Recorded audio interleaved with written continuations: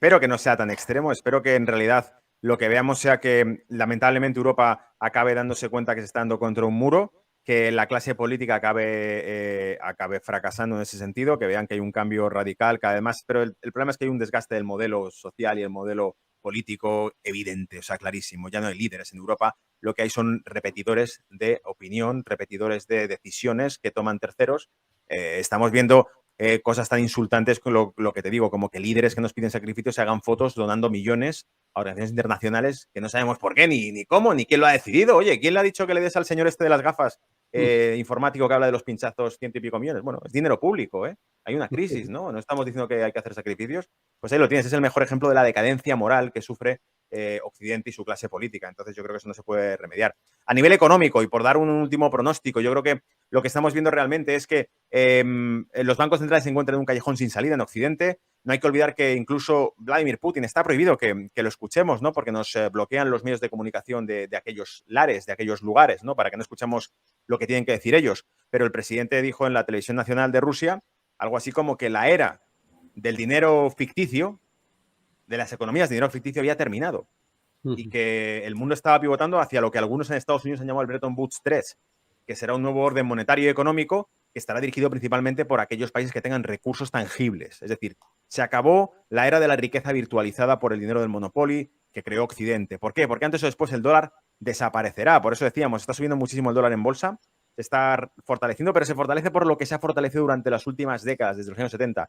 Porque cada ciclo de inestabilidad mundial se traduce por refugiarse en las deudas, en los bonos, en el papel más seguro del mundo, que es el de la primera economía del mundo, que es Estados Unidos, hasta ahora. Es decir, veremos que, como mencionaba, por ejemplo, Héctor, la deuda que sostiene China, que podría hacer que al venderla ponga en entredicho ya la estabilidad, la seguridad del bono americano. Entonces, los bancos centrales solo es que una opción ahora mismo.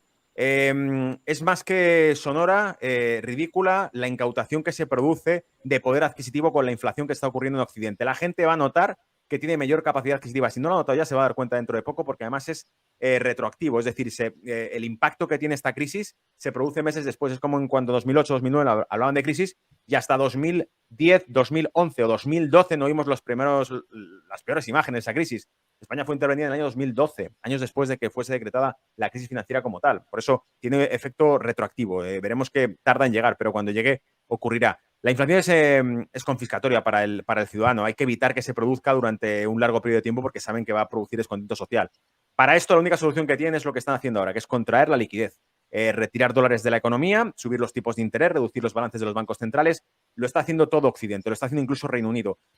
Vender bonos en los balances de los bancos centrales significa que alguien tiene que comprarlos. Si no ocurre, la deuda corporativa, la deuda bancaria va a empezar a calentarse. Y eso va a evidenciar una crisis de confianza. Occidente ya resulta que sus primas de riesgo eran estables porque eran comprados sus activos con dinero que fabricaban del monopolio, pero cuando ese dinero empieza a contraerse y a desaparecer, no hay nadie para comprarlo y por lo tanto se evidencia que a nivel mundial el mercado no confía en este Occidente que se ha basado en un castillo de naipes, por decirlo así, monetario.